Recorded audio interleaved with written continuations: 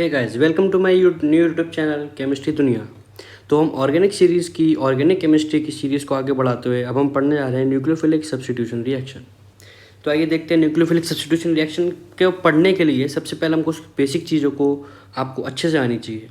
Nucleophilic substitution reaction के अंदर हम कुछ कंपोनेंट्स के बारे में पढ़ेंगे कि न्यूक्लियोफिलिक सब्स्टिट्यूशन रिएक्शन किन कंपोनेंट्स के ऊपर बेस्ड है। तो हम पहला कंपोनेंट पढ़ेंगे और पहला कंपोनेंट हम पढ़ेंगे तो उसका वो है आपका एल्काइल पार्ट।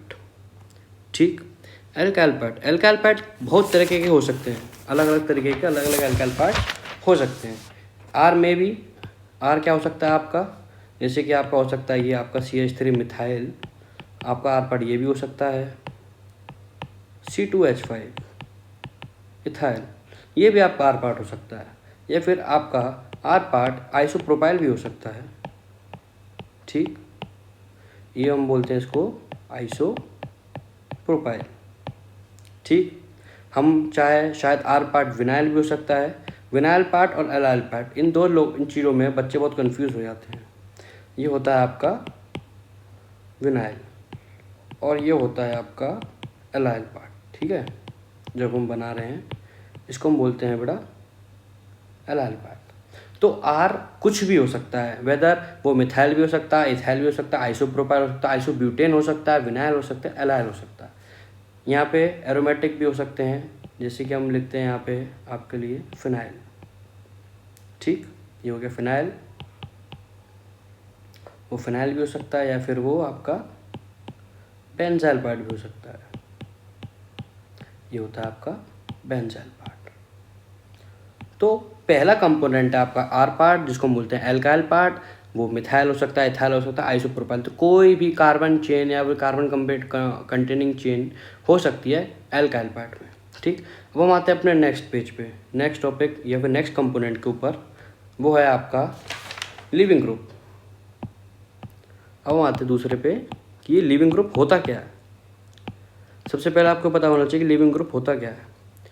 ये पूरा आपका एक सबस्ट्रेट है, और जो सबस्ट्रेट के अंदर यहाँ जब हेट्रोलाइटिक क्लीवेज होता है, क्या होगा यहाँ पे जब हेट्रोलाइटिक क्लीवेज, तो इस सबस्ट्रेट में जब हेट्रोलाइटिक क्लीवेज होगा तो एल वाला पार्ट जो मैं आपको दिखा रहा हूँ वो होता है लिविंग ग्रुप। ये क्या करता है, हेट्रोलाइटिक क्लीवेज के दौरान ये अपने लोन पेयर को लेके वहाँ से बॉन्ड को तोड़ देता है और अपने लोन पेयर के साथ एक स्टेबल बन जाता है। ठीक है, इतना आप समझिए। लिविंग ग्रुप बेसिकली कौन होते हैं, जितने भी weak bases are generally good leaving group. देखिए, बेस का काम क्या होता है, लोन पेयर को डोनेट करना, वो एक अच्छा बेस होता है, और जो लोन पेयर को डोनेट ना करे वो वीक बेस होता है। तो वीक बेस जो होते हैं वो अच्छे लिविंग ग्रुप होते हैं। अब हम देखें कैसे होते हैं। देखो, जैसे कि एग्जांपल है आपका, यहाँ पे आपका हेलोजन एटम जो हेलोजन ग्रुप होता है F-, Cl-, Br- और I-। आपसे पूछा जाएगा कि इनमें से लिविंग ग्रुप अच्छा कौन होता है, तो आप ये लगा के आएंगे, लिविंग ग्रुप तो ये अच्छे हैं, ऑर्डर तो ठीक है। इनकी अगर आप एसिडिक स्ट्रेंथ देखेंगे, एसिडिक स्ट्रेंथ के बारे में अगर आप बात करेंगे इसी ग्रुप की, तो HF, HCl, HBr and HI। सबसे अच्छा एसिड कौन है, एसिडिक स्ट्रेंथ जो है। इसी की अगर आप बेसिक स्ट्रेंथ की बात करेंगे तो इसी का कॉन्जुगेट बनाइए, तो क्या बनेगा, F- अच्छा होगा, Cl-, Br- एंड I-। ये कुछ आपको इस तरह का बेसिक स्ट्रेंथ का आपको इसका ऑर्डर मिलेगा। तो मैंने क्या बोला है कि weak bases are generally good leaving group. तो जितना कम वीक बेस होगा उतना ही वो अच्छा लिविंग ग्रुप होगा। इसलिए ये जो ऑर्डर आप देख रहे हैं, इसीलिए कि जो अच्छा, या फिर अब ये कह सकते हैं जिसकी वीक बेस जो होगा सबसे, वो अच्छा लिविंग ग्रुप होगा।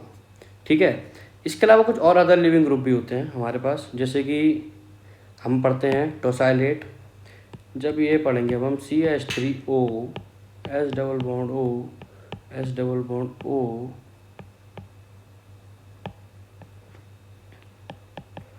ठीक है, ये कंपाउंड था, यहाँ पे हेटेरोलिटिक क्लीवेज हुआ तो O पे नेगेटिव चार्ज आएगा और क्या फॉर्म होगा, O negative S double bond O S double bond O PH CH3। इस पार्ट को हम बोलते हैं बेटा टोसाइलेट। ये एक अच्छा लिविंग ग्रुप था, क्योंकि देखिए यहाँ पे रेजोनेंस हो रहा है, double single negative, double single and negative, इस तरह का रेजोनेंस यहाँ पे शो हो रहा है। ड्यू टू रेजोनेंस ये स्टेबल है, इसलिए ये अच्छा लिविंग ग्रुप है। इसी तरीके से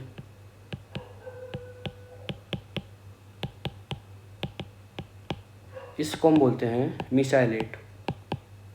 तो और भी अलग अलग तरीके के लिविंग ग्रुप होते हैं, ठीक है। लिविंग ग्रुप वो होते हैं जो अपने लोन पेयर को लेके स्टेबल हो जाते हैं। अब हम आते हैं अपने थर्ड टॉपिक पे। थर्ड वन वो है आपका सॉल्वेंट।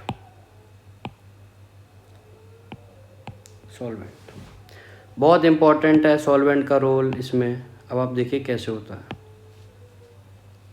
वैसे बेसिकली सॉल्वेंट का काम क्या होता है, मीडियम प्रोवाइड करता है, ठीक है। It provides medium to carry a reaction. किसी भी रिएक्शन को कराने के लिए एक मीडियम की ज़रूरत है हमें, ठीक है। चलिए ठीक है, अब मैं देखिए सॉल्वेंट को दो पार्ट्स में डिवाइड करूँगा। सॉल्वेंट्स को दो पार्ट्स में डिवाइड करूँगा। एक होता है सॉल्वेंट आपका नॉन पोलर, एक होता है आपका बेटा पोलर, ठीक। Non polar mu equals to 0। Mu का मतलब क्या होता है यहाँ पे, डाइपोल मूवमेंट। डाइपोल मूवमेंट, तो डाइपोल मूवमेंट इक्वल्स टू 0। जैसे कि एग्जांपल देखिए,